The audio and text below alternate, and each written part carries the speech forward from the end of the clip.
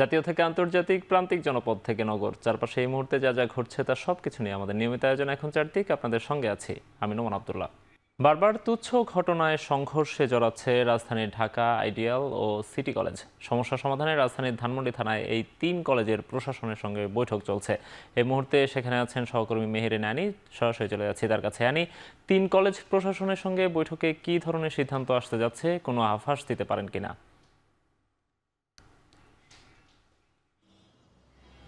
নোমান, এখন পর্যন্ত 3 কলেজের বৈঠকে আসলে কি ধরনের সিদ্ধান্ত আসবে সে বিষয়ে কোনো ধরনের তথ্য আমাদের কাছে নেই।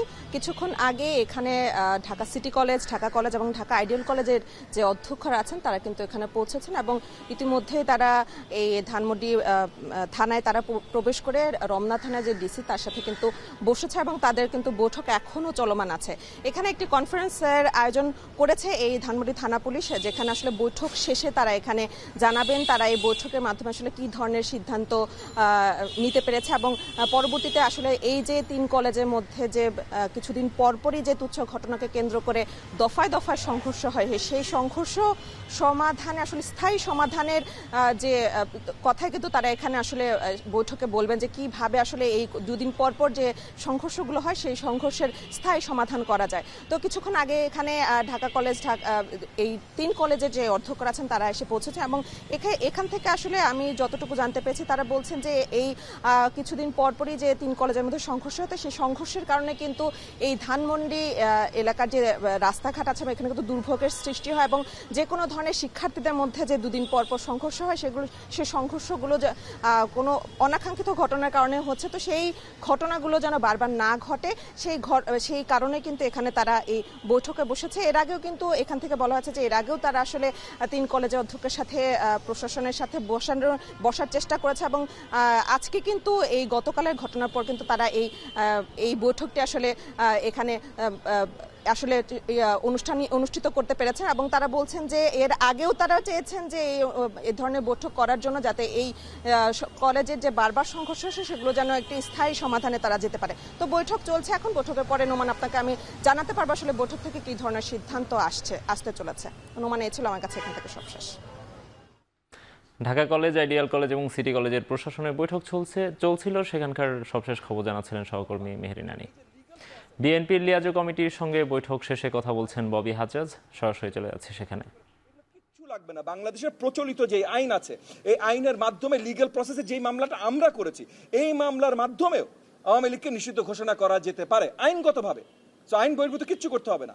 সেই জায়গাগুলোতেই যদি তারা থাকেন তাহলে কিন্তু এটা করা যেতে পারে।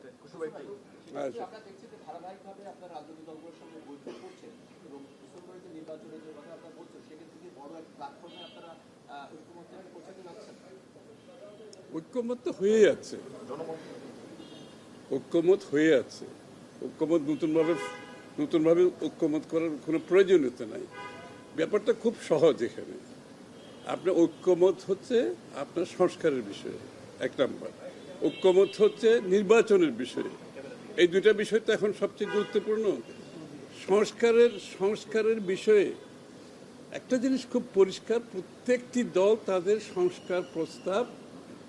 সংস্কার ঐক্য কমিটি, কি কমিটি, এটা আবার বলি যে সংস্কারের বিষয়টা খুবই সিম্পল। আমরা সবাই, প্রত্যেকটি দল তাদের নিজস্ব সংস্কার ঐক্যমত কমিটির কাছে সাবমিট করেছে। তাদের কাছে সব কিছু সাবমিট করেছে, তাদের হাতে এগুলো আছে। তাদের দায়িত্ব যে এই সমস্ত বিষয়ে ঐক্যমত হয়েছে সেটা জাতিকে জানানো। তারা সেটা জানাচ্ছে না কেন, এটা আমাদের প্রশ্ন। এটা দীর্ঘ কোনো কাজ না তো, তাদের হাতে সবগুলো আছে। যেই বিষয়গুলো ঐক্যমত হয়েছে এগুলো একসাথে এনে বলা উচিত এই সমস্ত বিষয়ে তারা ঐক্যমত পোষণ করে। সুতরাং ওইটার উপর ভিত্তি করে আমরা সনদ সই করে আমরা নির্বাচনের দিনক্ষণ ঘোষণা করার কোনো বিষয় না এখানে। সুতরাং তারা কেন সেই ঘোষণাটা করছে না, অথচ কিছু কিছু মহল ঘুরে বলে বেড়াচ্ছে, একটা প্রপাগান্ডা শুরু করেছে, ওনারা সংস্কার চায় না, ইনারা সংস্কার চায় না। এটা তো জল ঘোলা করা ছাড়া আর কোনো উদ্দেশ্য আছে বলে আমি মনে করি। পিওরলি জল ঘোলা করছে। এখানে জল ঘোলা করার কোনো সুযোগ নাই, সবাই প্রস্তাব দিয়ে ফেলেছে। আপনাদের দায়িত্ব কোথায় ঐক্যমত হয়েছে সেটা জাতির সামনে তুলে ধরে, এবং আমরা সবাই মিলিতভাবে আমরা সই করব সনদে, তারপর নির্বাচনের দিকে যাব। খুব সিম্পল ব্যাপার, না বোঝার কোনো কারণ নাই। আমিও ববির সাথে একমত যে ডিসেম্বর পর্যন্ত যাওয়ার দরকার নাই। এই ঐক্যমত্যটা 1 মাসের মধ্যে সম্ভব, এটা জাতির সামনে তুলে ধরা, তারপর তার কোনো কাজ নাই। সুতরাং ঐক্যমত হওয়ার পরে সনদ সই করা, আমরা নির্বাচনের দিকে যাব। খুব সিম্পল ব্যাপার, না বোঝার কোনো কারণ তো নেই এখানে। Thank you. আরে না,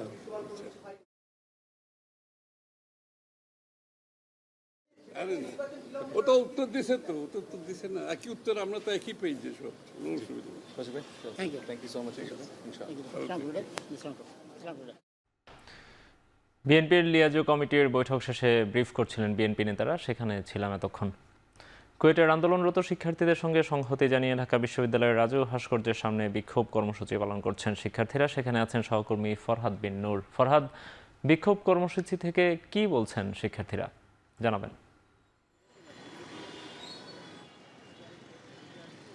বিক্ষোভ কর্মসূচি থেকে শিক্ষার্থীরা তাদের যে পূর্ব ঘোষিত কর্মসূচি ছিল বিকেলে শাহবাগ ব্লকেট কর্মসূচি, সেটি তারা পিছিয়েছেন এবং তারা সেই কর্মসূচিটি রাত 9:30 নাগাদ শাহবাগে ব্লকেট কর্মসূচিটি তারা পালন করবেন।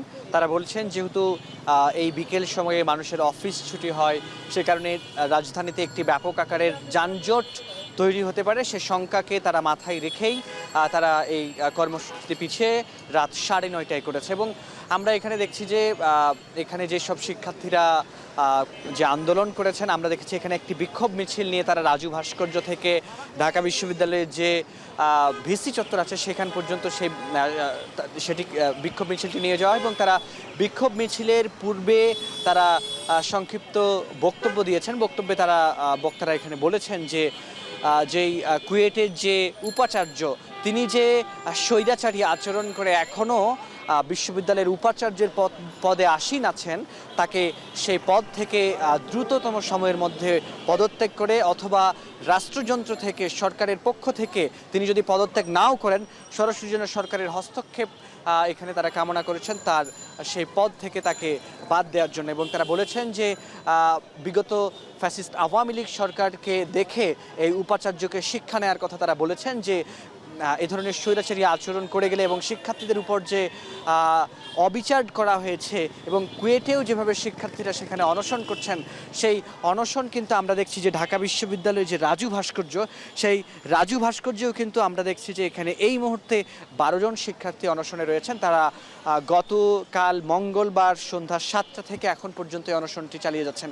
এর আগে আমরা দেখেছি যে বিকেল 5টায় এই শিক্ষার্থীরাই এখানে তারা প্রতীকী অনশন শুরু করেছিল, এরপর সন্ধ্যায় কিন্তু তারা আমরণ অনশনে চলে যায়, যেখানে প্রথমে 16 জন শিক্ষার্থী ছিল এবং এরপরে আজকে 2 জন শিক্ষার্থী গুরুতর অসুস্থ হয়ে তাদেরকে হসপিটালে নিয়ে যাওয়া হয়, এবং আমরা যতটুকু জেনেছি তারা সেখান থেকে কেউ সুস্থ হয়ে হলে ফিরে গেছেন অথবা বাড়িতে চলে গেছেন, এরকমটি আমরা জেনেছি। এবং এখন এখানে যেই 12 জন শিক্ষার্থী রয়েছেন, তারা আমরা দেখছি যে তাদের সঙ্গেও কিন্তু বিভিন্ন পর্যায়ের এখানকার ঢাকা ইউনিভার্সিটি কিংবা বিভিন্ন শিক্ষা প্রতিষ্ঠানের কিংবা রাজনৈতিক দলের অনেক ছাত্র রাজনৈতিক দলের অনেকেই কিন্তু এখানে এসে তাদের সঙ্গে সংহতি প্রকাশ করছে। তো এই ছিল নোমান আমার কাছে ঢাকা বিশ্ববিদ্যালয় থেকে কুয়েটের শিক্ষার্থীদের সঙ্গে সংহতি জানিয়ে যেসব কর্মসূচি সেসবের সবশেষ। ঢাকা বিশ্ববিদ্যালয় থেকে যুক্ত ছিলেন সহকর্মী ফরহাদ বিন নূর। খুলনা প্রকৌশল ও প্রযুক্তি বিশ্ববিদ্যালয়ের 37 শিক্ষার্থীর বহিষ্কারাদেশ প্রত্যাহার করা হয়েছে। একই সঙ্গে হল খুলে দেওয়ার সিদ্ধান্ত নেওয়া হয়েছে সিন্ডিকেট সভায়। এর আগে কুয়েট ক্যাম্পাসে শিক্ষার্থীদের সঙ্গে কথা বলতে যান শিক্ষা উপদেষ্টা CR আবরার। এ সময় আলোচনা ফলপ্রসূ না হলেও দ্রুতই সমস্যার সমাধানের আশ্বাস দেন শিক্ষা উপদেষ্টা। তিনি বলেন, খুলনা প্রকৌশল ও প্রযুক্তি বিশ্ববিদ্যালয়ে অচলাবস্থার প্রেক্ষিতে তদন্ত কমিটি গঠন করা হয়েছে। সেই প্রতিবেদন হাতে পাওয়া মাত্রই দোষীদের বিরুদ্ধে ব্যবস্থা নেওয়া হবে। এদিকে তদন্ত প্রতিবেদনের কাজ শুরু করেছে ইউজিসির 3 সদস্যের একটি প্রতিনিধি দল। সকালে ক্যাম্পাসে শিক্ষক ও শিক্ষার্থীদের সঙ্গে কথা বলেন তারা। আমরণ অনশনের পাশাপাশি আজও ক্যাম্পাসে বিক্ষোভ মিছিল করেছেন শিক্ষার্থীরা। এদিকে অনশনরত অবস্থায় অসুস্থ হয়ে পড়ায় আরও 4 জনকে আজ বিশ্ববিদ্যালয়ের মেডিকেল সেন্টারে ভর্তি করা হয়েছে। এ নিয়ে অসুস্থ হয়ে পড়া মোট শিক্ষার্থীর সংখ্যা দাঁড়িয়েছে 9 জনে। সিদ্ধান্ত নিয়েছি একটা কমিটি, তিনজনের একটা কমিটি, যেখানে দুজন ইউজিসির মেম্বার আছেন, মন্ত্রণালয়ের প্রতিনিধি আছেন। তারা সার্বিকভাবে পুরো জিনিসটা পর্যবেক্ষণ করে তারা একটা আমাদেরকে দেবেন, সাজেশন দেবেন, রেকমেন্ডেশন দেবেন, এবং সেই হিসেবে আমাদের পরবর্তী যে কর্মপন্থা সেটা আমরা নির্ধারণ করব। তারা চাইছে এখনই আমরা কোনো ঘোষণা দেই যার মাধ্যমে তারা যেন অনশন শেষ করতে পারে। আমি তাদেরকে বোঝাতে চেষ্টা করেছি যে আইনের কিছু বিষয় রয়েছে, আমরা যাই করি না কেন সেটা আইন দ্বারা নির্দিষ্ট হতে হবে। এ নিয়ে আরও জানাতে সরাসরি যুক্ত হচ্ছেন সহকর্মী রামিম চৌধুরী। রামিম, সিন্ডিকেটের সভায় আজ কি কি সিদ্ধান্ত নেওয়া হয়েছে?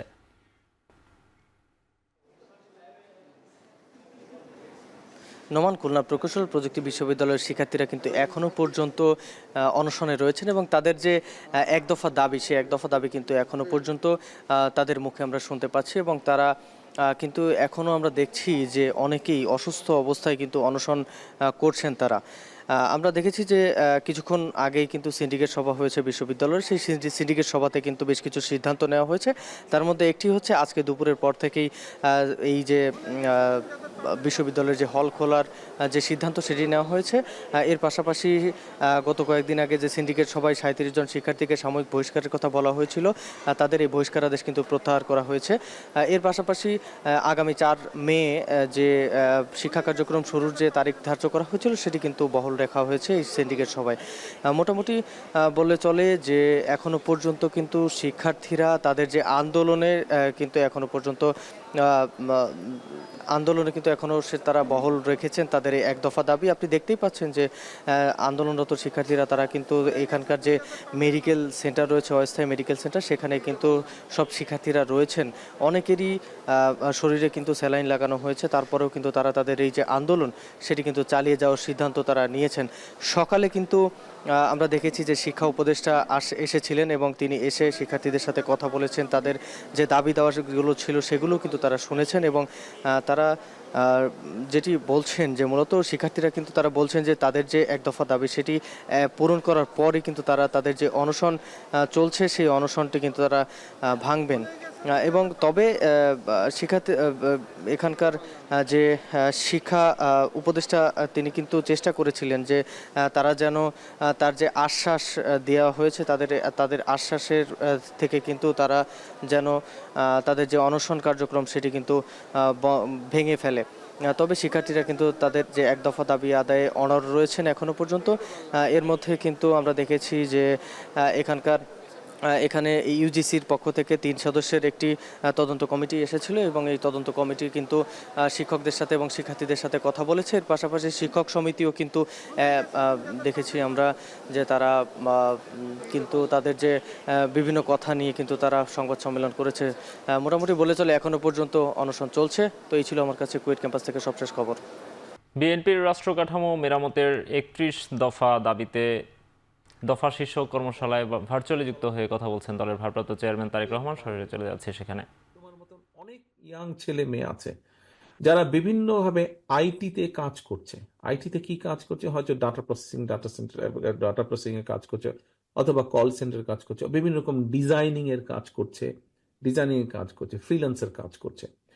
আমাদের একটা চিন্তা আছে যে আমরা এই বিষয় মানুষ, যে তোমার মতন ইয়াং ছেলে মেয়ে যারা আছে তাদেরকে, যাদের একটু ট্রেনিং হলে আর একটু বেটার, যে হয়তো ধরো করছে অনলাইনে বিভিন্ন দেশে বিদেশে কাজ করছে, হয়তো এখন সে মাসে 20,000 টাকা 25,000 টাকা ইনকাম করছে, কিন্তু তাকে যদি 3 মাসের একটা ট্রেনিং দেওয়া যায় তাহলে তার স্কিলটা অনেক বেড়ে যাবে এবং বেড়ে যাওয়ার পাশাপাশি তার ইনকামও বেড়ে যাবে, অনলাইনে সে কাজ করবে। আমরা এই ধরনের চিন্তা ভাবনা করছি যে আমরা এরকম স্ট্যান্ডার্ড ট্রেনিং সেন্টার ওপেন করব।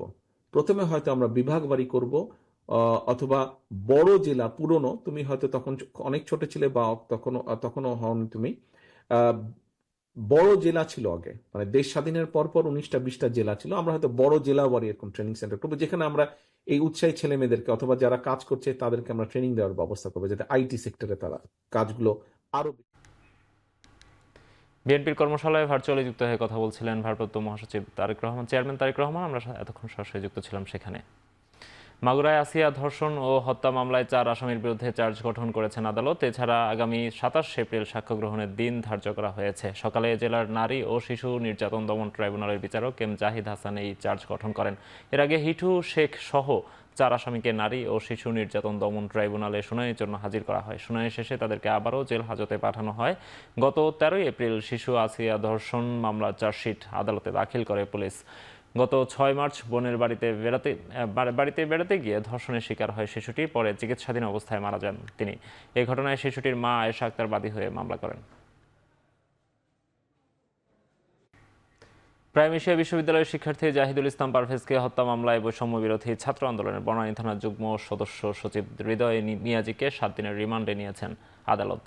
বুধবার তাকে তোলা হয় ঢাকা সিএমএম আদালতে। পরে রাষ্ট্র ও আসামি পক্ষের আইনজীবীদের শুনানি শেষে অতিরিক্ত চিফ মেট্রোপলিটন ম্যাজিস্ট্রেট মোহাম্মদ সানাউল্লাহর আদালত রিমান্ড মঞ্জুর করেন। এর আগে পারভেজ হত্যা মামলায় গ্রেপ্তারকৃত 3 আসামি কামাল শেখ, আলভি হোসেন ও আল আমিন 7 দিনের রিমান্ডে আছেন।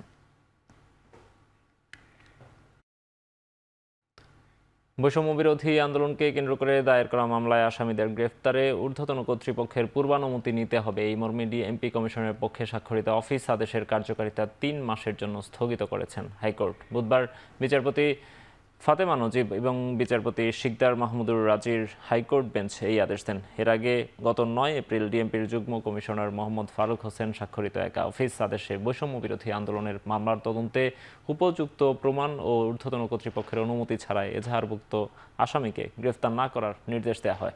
এরপর ওই আদেশের বৈধতা চ্যালেঞ্জ করে রিট দায়ের করেন সুপ্রিম কোর্টের আইনজীবী জসিম উদ্দিন। হাইকোর্ট তার আদেশে আসামি গ্রেপ্তারে ডিএমপির এ ধরনের বিজ্ঞপ্তি কেন বেআইনি হবে না জানতে চেয়ে রুলও জারি করে। এই বিজ্ঞপ্তি স্থগিত করার কারণে আসামি ধরতে পূর্বানুমতি লাগবে না।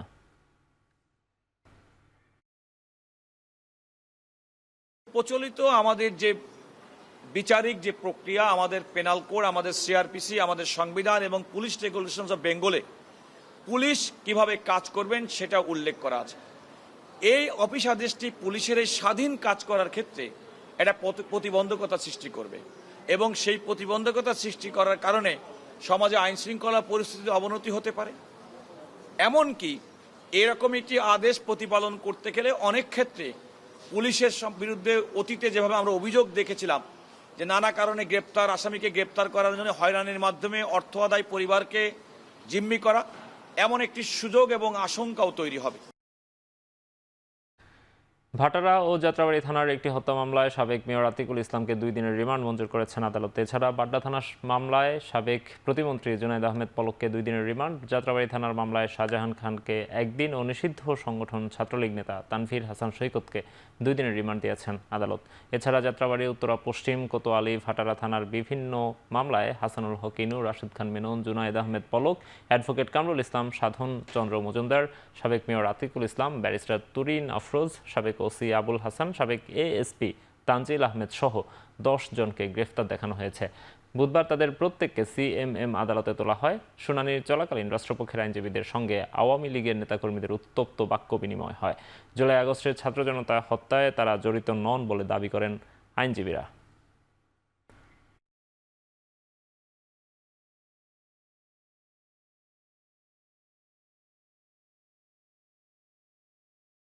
পাঁচটি মামলায় রিমান্ডে প্রার্থনা ছিল, আর বাকি মামলাগুলোতে বিভিন্ন মামলা গ্রেপ্তার দেখানো হয়েছিল।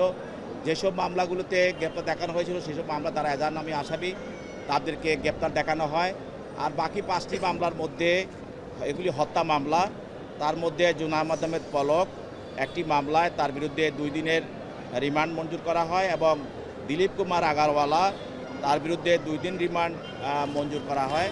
আইনজীবী যাহা যা বলার দরকার সেটা প্রয়োজনে সে আসামির সঙ্গে কথা বলে নিবে, কিন্তু আসামিকে যদি এভাবে ঢালাওভাবে দেখানো হয় তাহলে তারা ভবিষ্যতে এই আদালতের বিচার ব্যবস্থাকে প্রশ্নবিদ্ধ করার জন্য তারা বিভিন্ন ধরনের বক্তব্য রাখবে, সেটা কেউ আমরা কামনা করতে পারি না। ক্রিকেটার সাকিব আল হাসানের দুর্নীতির খোঁজে সিকিউরিটিজ অ্যান্ড এক্সচেঞ্জ কমিশন সহ বিভিন্ন দপ্তরে চিঠি দিয়েছে দুদক। তার বিরুদ্ধে অর্থ পাচার, শেয়ার বাজার কেলেঙ্কারি, অবৈধ সম্পদ অর্জন সহ নানা অভিযোগে সম্প্রতি অনুসন্ধানে নেমেছে সংস্থাটি। উপপরিচালক মাহবুবুল আলমের নেতৃত্বে 2 সদস্যের তদন্ত দল মাগুরা 1 আসনের সাবেক এই সংসদ সদস্যের বিরুদ্ধে অবৈধ সম্পদের খোঁজে মাঠে নামেন। সাকিব আল হাসানের বিরুদ্ধে একটি হত্যা মামলাও রয়েছে।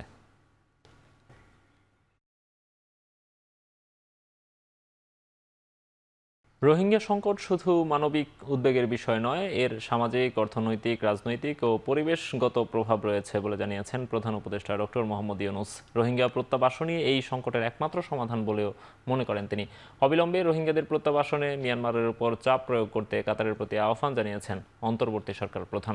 কাতারের দোহায় আর্থনা শীর্ষ সম্মেলনের দ্বিতীয় দিনে জোরপূর্বক বাস্তুচ্যুত জনগণের সামাজিক ও পরিবেশগত চ্যালেঞ্জ রোহিঙ্গা প্রসঙ্গ শীর্ষক গোলটেবিল বৈঠকে বক্তব্য দেন ডক্টর ইউনূস। এই সময় তিনি বলেন, চলতি বছরের সেপ্টেম্বরে জাতিসংঘের সহযোগিতায় যুক্তরাষ্ট্রের নিউ ইয়র্কে রোহিঙ্গা সংকট নিয়ে উচ্চ পর্যায়ের সম্মেলনের আয়োজন করবে বাংলাদেশ। সেই সম্মেলনে কাতারের সহায়তা চান প্রধান উপদেষ্টা। WFP সাময়িকভাবে রোহিঙ্গাদের খাদ্য সহায়তা দিলেও আগামী সেপ্টেম্বরে আবারও তহবিল সংকটের আশঙ্কার কথা জানান প্রধান উপদেষ্টা। এক্ষেত্রে কাতারকে এগিয়ে আসার আহ্বান জানান তিনি। রোহিঙ্গা সংকটের দীর্ঘমেয়াদী ও টেকসই সমাধান নিশ্চিতে 8 দফা সুপারিশও পেশ করেন তিনি। প্রধান উপদেষ্টা বলেন, প্রায় 13 লক্ষ বাস্তুচ্যুত রোহিঙ্গাকে আশ্রয় দিয়েছে বাংলাদেশ, যেখানে প্রতি বছর নতুন করে যুক্ত হচ্ছে 32,000 নবজাতক। পৃথিবীর মানে একটা বড় রকমের একটা হিউম্যানিটেরিয়ান ক্রাইসিস এবং এটা যে একটা রিজিওনাল ক্রাইসিসের রূপ নিতে পারে এবং এটার থেকে যে একটা বড় রকমের সিকিউরিটি সমস্যা তৈরি হতে পারে, এই জিনিসটা উনি বারবার জানাতে চাচ্ছেন। রোহিঙ্গা ক্রাইসিসটা এখন কোন পর্যায়ে আছে, আমাদের কি কি করণীয়, এবং এই পুরোটা এই আর্টনা সামিটের ওয়ান অফ দ্য মেজর জয়েন করার একটা one of the major reason ছিল যে এই ক্রাইসিসটাকে তুলে ধরা। চট্টগ্রাম বন্দরের নিউমোরিং কন্টেইনার বিদেশিদের হাতে তুলে দেওয়ার পায়তারা হচ্ছে অভিযোগ করে এই প্রক্রিয়া থেকে সরে আসার দাবিতে মানববন্ধন ও বিক্ষোভ করেছে বন্দর রক্ষা কমিটি নামে একটি সংগঠন। দুপুরে চট্টগ্রাম বন্দর কাস্টমস মোড়ে এই কর্মসূচি পালন করা হয়। এতে নেতৃত্ব দেন বৈষম্য বিরোধী ছাত্র আন্দোলনের নেতারা। শুরুতেই কাস্টমস মোড়ে মানববন্ধন করেন তারা। এ সময় বক্তারা বলেন, পতেঙ্গা কন্টেইনার টার্মিনাল দেশের টাকায় নির্মাণ করা হয়েছে, কিন্তু সেটি একটি বিদেশি কোম্পানিকে পরিচালনার দায়িত্ব দেওয়া হয়েছে। বিদেশি বিনিয়োগের কথা থাকলেও কোম্পানিটি দেশের ব্যাংক থেকে লোন নিয়ে বিনিয়োগ করেছে, যা মেনে নেওয়া হবে না বলে জানান মানববন্ধনে অংশগ্রহণকারীরা। নিজেদের টাকায় গড়ে তোলা টার্মিনাল যেন কোনোভাবেই বিদেশিদের হাতে দেয়া না হয়, সেই দাবি জানান তারা।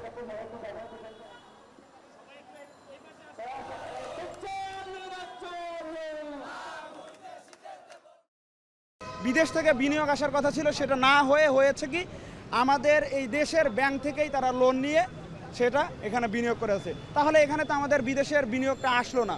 তো সেই জায়গা থেকে এখনও এই বন্দরের রানিং টার্মিনালকে বিদেশিদের হাতে দেওয়ার চেষ্টা করা হচ্ছে। আমরা এটার তীব্র বিরোধিতা করছি। প্রধান উপদেষ্টা ডক্টর মোহাম্মদ ইউনূসের বিরুদ্ধে দুর্নীতি দমন কমিশনের দায়ের করা অর্থ পাচার মামলায় অভিযোগ গঠনের আদেশ বাতিল করেছেন সুপ্রিম কোর্টের আপিল বিভাগ। বুধবার প্রধান বিচারপতি ডক্টর সৈয়দ রেফাত আহমেদের নেতৃত্বে আপিল বিভাগ এই আদেশ দেন।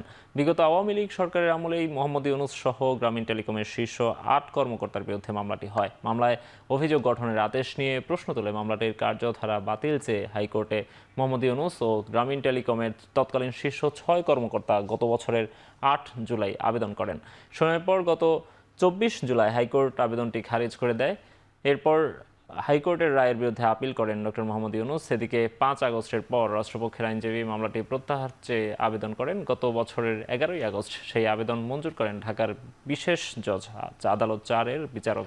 কিন্তু মামলাটি শুনানির জন্য বিচারিক আদালতে গত বছরের 5 সেপ্টেম্বর তারিখ ধার্য থাকা অবস্থায় আপিলকারীদের না জানিয়ে 11 আগস্ট মামলাটি প্রত্যাহার করা হলে তা বেআইনি দাবি করে আপিল বিভাগে মামলাটি চালিয়ে যাওয়ার সিদ্ধান্ত নেন ডক্টর মোহাম্মদ ইউনূস সহ আবেদনকারীরা।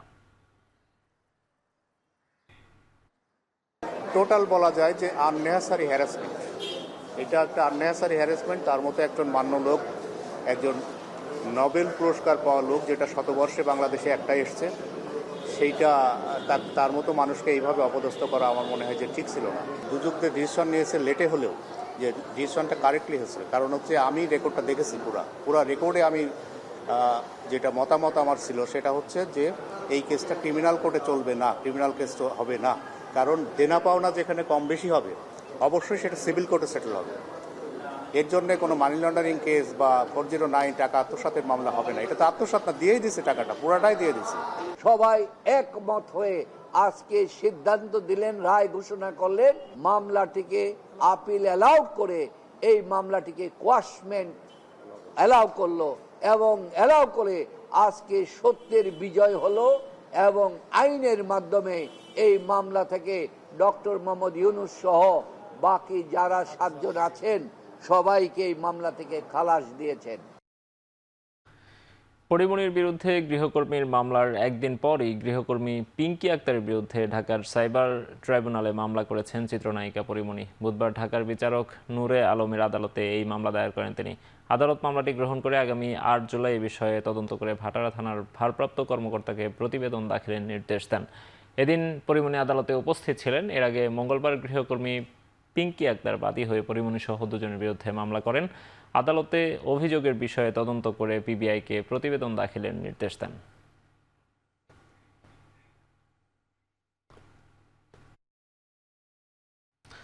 সৎমা নিশি ইসলামের দায়ের করা মামলায় অভিনেত্রী মেহের আফরোজ শাওনের বিরুদ্ধে গ্রেপ্তারি পরোয়ানা জারি করেছেন আদালত। গত মঙ্গলবার ঢাকা মহানগর প্রথম অতিরিক্ত চিফ মেট্রোপলিটন ম্যাজিস্ট্রেট আদালত এই আদেশ দেন। বাবা ইঞ্জিনিয়ার মোহাম্মদ আলী ও সৎমা নিশি ইসলামকে শারীরিক নির্যাতনের অভিযোগে শাওনের বিরুদ্ধে মামলাটি করা হয়েছে। মামলায় সাবেক ডিবি প্রধান মোহাম্মদ হারুন আর রশিদ সহ আসামি 12 জন। মঙ্গলবার এই মামলায় আদালতে হাজির হয়ে বাড্ডা থানার 2 পুলিশ সদস্য অভিযোগ স্বীকার করে বলেন, বাড্ডা থানার তৎকালীন ওসির নির্দেশে তারা বাদী নিশি ইসলামকে আটক ও নির্যাতনে অংশ নেন। অন্যদিকে শাওন এবং সাবেক ডিবি প্রধান হারুন সহ বাকি আসামিরা হাজির না হওয়ায় তাদের বিরুদ্ধে গ্রেপ্তারি পরোয়ানা জারি করেছেন আদালত।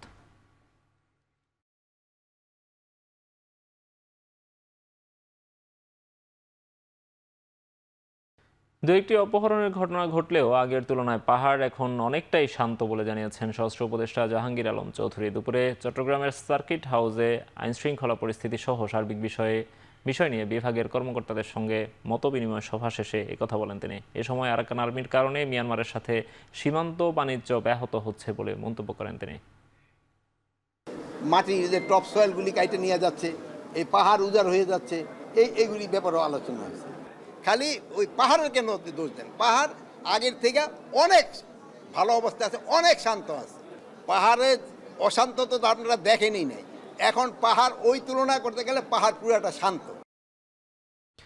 বিগত সরকার এতদিন যে উন্নয়নের কথা বলেছে সেখানে সাধারণ মানুষের অন্তর্ভুক্তি নেই বলে জানিয়েছেন অর্থনীতিবিদ ডক্টর সেলিম জাহান। বুধবার পল্লী উন্নয়ন সহায়ক ফাউন্ডেশন PKSF আয়োজিত ছোট উদ্যোগের বড় ভবিষ্যৎ নিয়ে এক আলোচনায় একথা বলেন তিনি।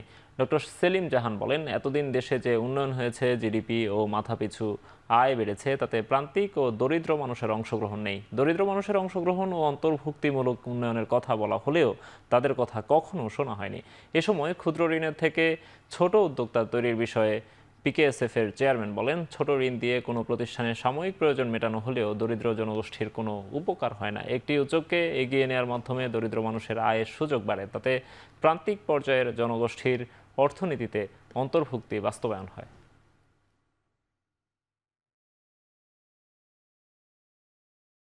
বিভিন্ন সময়ে বিভিন্ন প্রতিষ্ঠান, সরকার, রাষ্ট্র বলেন যে আমরা একটা অংশগ্রহণমূলক উন্নয়ন করব। কিছু অংশগ্রহণ থাকে লোক দেখানো অংশগ্রহণ, কিছু অংশগ্রহণ থাকে কার্যকর অংশগ্রহণ। সাংবাদিক সম্মেলনে বলা হয় যে আমাদের পরিকল্পনা প্রক্রিয়ায় আমাদের দারিদ্র্য দূরীকরণের কর্মসূচিতে অংশগ্রহণমূলক হয়েছে, কারণ আমরা বিভিন্ন মানুষকে, প্রান্তিক এবং দরিদ্র মানুষকে নিয়ে এসেছি। প্রশ্নটা হচ্ছে, এটা হচ্ছে লোক দেখানো অংশগ্রহণ। We will have to give more importance to micro enterprise development, যেটা আমাদের ইদানিং আমরা অনেক ক্ষেত্রে আমরা এগিয়ে যাচ্ছি এবং আরও ভবিষ্যতে যাব। So the emphasis will be, যেটা আমাদের মাননীয় চিফ অ্যাডভাইজার সাহেব বলেন অনেক সময়, আমরা ইদানিং ওনার বিদেশে অনেক বক্তৃতা শুনেছি, আবার শুনেছি, আগেও শুনেছি, যে কেউ হোক, যে যখন আমরা স্টুডেন্ট যখন ইউনিভার্সিটি বেরিয়ে যাব, don't go for a job, that's what he says. ওই মানসিকতাটা যদি ওই সময় সৃষ্টি না হয়, তাহলে আমি জব সিকারই হব। ঈদুল আজহা উপলক্ষে গরু, মহিষ ও উটের মাংস আমদানিতে নিষেধাজ্ঞার সিদ্ধান্ত নিয়েছে বাণিজ্য মন্ত্রণালয়। সংশ্লিষ্ট মন্ত্রণালয় সহ অংশীজনদের সাথে বৈঠকের পর এমন সিদ্ধান্ত নেওয়া হয়। এ বিষয়ে শিগগিরই প্রজ্ঞাপন জারি করবে মন্ত্রণালয়। ঈদুল আজহায় দেশে কোরবানির প্রাণীর চাহিদা বাড়ে। তবে প্রয়োজনের তুলনায় সরবরাহ বেশি থাকায় গবাদি পশু আমদানির কোনো পরিকল্পনা নেই সরকারের। কোরবানি উপলক্ষে কেউ যেন বাজার অস্থিতিশীল করতে না পারে সে বিষয়ে বাড়তি সতর্কতামূলক পদক্ষেপ নেওয়া হচ্ছে। খামারিরা যেন ন্যায্য দাম পান সে বিষয়ে নজরদারি করবে সরকার।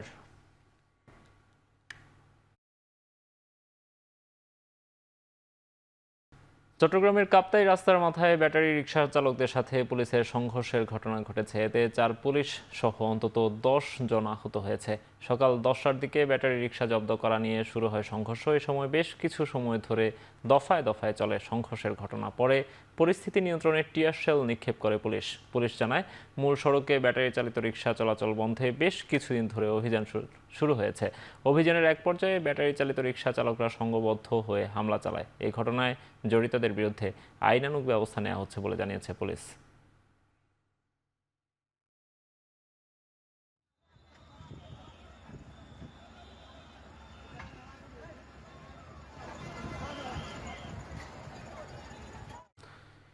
অবসরপ্রাপ্ত মেজর সিনহা মোহাম্মদ রাশেদ খান হত্যা মামলায় আসামিদের ডেথ রেফারেন্স ও আপিলের উপর হাইকোর্টে শুনানি শুরু হয়েছে। বুধবার বিচারপতি মোহাম্মদ মুস্তাফিজুর রহমান ও বিচারপতি মোহাম্মদ সগির হোসেনের হাইকোর্ট বেঞ্চ আসামিদের ডেথ রেফারেন্স ও জেল আপিলের শুনানি শুরু করেন। 2022 সালের 31 জানুয়ারি কক্সবাজারের জেলা ও দায়রা জজ আদালত ওসি প্রদীপ কুমার দাস ও পরিদর্শক মোহাম্মদ লিয়াকত আলীকে মৃত্যুদণ্ড এবং অপর 6 আসামিকে যাবজ্জীবন কারাদণ্ড দেন। 2020 সালের 31 জুলাই রাত 9:30টায় কক্সবাজার টেকনাফ মেরিন ড্রাইভ সড়কের শামলাপুর চল্লাশি চৌকিতে পুলিশের বাহার ছড়া তদন্ত কেন্দ্রের তৎকালীন কর্মকর্তা পরিদর্শক লিয়াকত আলীর গুলিতে নিহত হন অবসরপ্রাপ্ত মেজর সিনহা মোহাম্মদ রাশেদ খান।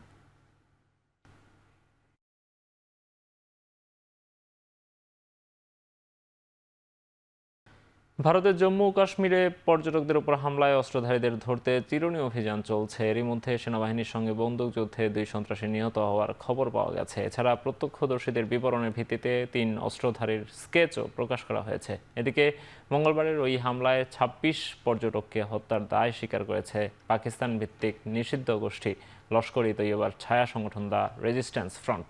হামলার প্রতিবাদে কাশ্মীরের বিভিন্ন শহরের বিক্ষোভ হয়েছে। এতে কেন্দ্রীয় স্বরাষ্ট্রমন্ত্রী অমিত শাহের পদত্যাগের দাবিও জানান বিক্ষোভকারীরা। উদ্ভূত পরিস্থিতিতে সৌদি আরব সফর সংক্ষিপ্ত করে দেশে ফিরেছেন প্রধানমন্ত্রী নরেন্দ্র মোদী। এদিকে পেহেলগামে হামলার স্থল পরিদর্শন করেছেন কেন্দ্রীয় স্বরাষ্ট্রমন্ত্রী অমিত শাহ। সেখানে হতাহতদের পরিবারের সঙ্গে সাক্ষাৎ করেছেন তিনি। ভারতীয় সেনাদের নখদর্পণে থাকা পেহেলগামের মতো জায়গায় কিভাবে অস্ত্রধারীরা এই ধরনের হামলা চালাতে সক্ষম হলো মিলছে না সেই প্রশ্নের যথাযথ উত্তর। গাজায় ইসরায়েলি হামলায় মঙ্গলবার প্রাণ গেছে অন্তত 32 জন ফিলিস্তিনির। উপত্যকার এল-ডোরা শিশু হাসপাতালে নিহত হয়েছে বেশ কয়েকজন। এছাড়া উত্তরাঞ্চলীয় জাফা শহরের একটি স্কুলে ড্রোন ও বোমা হামলা চালায় ইসরায়েলিরা। গাজার স্বাস্থ্য মন্ত্রণালয় জানিয়েছে, ইসরায়েলি বাহিনীর বাধায় 6 লাখের বেশি শিশু প্রয়োজনীয় টিকা দেয়া থেকে বঞ্চিত হচ্ছে। কাতার ও মিশরের মধ্যস্থতায় যুদ্ধবিরতির আলোচনা চলছে। হামাসের প্রতিনিধিরা আলোচনার জন্য মিশরের রাজধানী কায়রোতে পৌঁছেছে। দ্বিতীয় দফায় যুদ্ধবিরতি প্রস্তাব ভেস্তে যাওয়ার পর হামলা জোরদার করে ইসরায়েলিরা।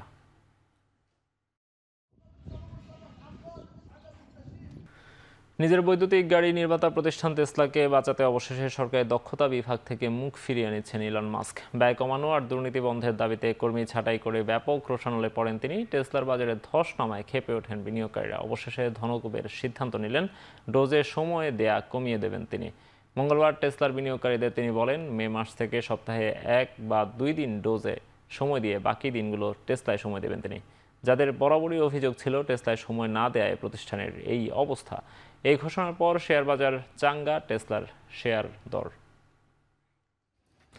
দক্ষিণ পূর্ব এশিয়ার 4 দেশ কম্বোডিয়া, থাইল্যান্ড, মালয়েশিয়া এবং ভিয়েতনামের বিভিন্ন কোম্পানির সোলার প্যানেলের উপর উচ্চ শুল্ক আরোপ করতে যাচ্ছে যুক্তরাষ্ট্র।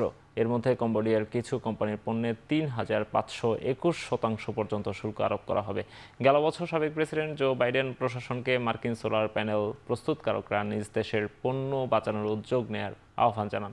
তারা অভিযোগ করেন, চীনের কোম্পানিগুলো এসব দেশে কারখানা বানিয়ে সেগুলো যুক্তরাষ্ট্রে পাঠাচ্ছে, আর তাদের প্যানেলের দাম কম হওয়ায় যুক্তরাষ্ট্রের কোম্পানিগুলো ক্ষতিগ্রস্ত হচ্ছে। এমন অবস্থায় 1 বছর পর যুক্তরাষ্ট্রের বাণিজ্য মন্ত্রণালয় এই শুল্ক আরোপের প্রস্তাব দিয়েছে। শেষ করছি এখন চারদিক। এখন টেলিভিশন ওয়েবসাইটে দেখতে ভিজিট করুন www.এখন টিভি, এছাড়া ফেসবুকে দেখুন facebook.com/tv.এখন, ইউটিউবে এখন টেলিভিশন দেখুন youtube.com/c/এখন টিভি।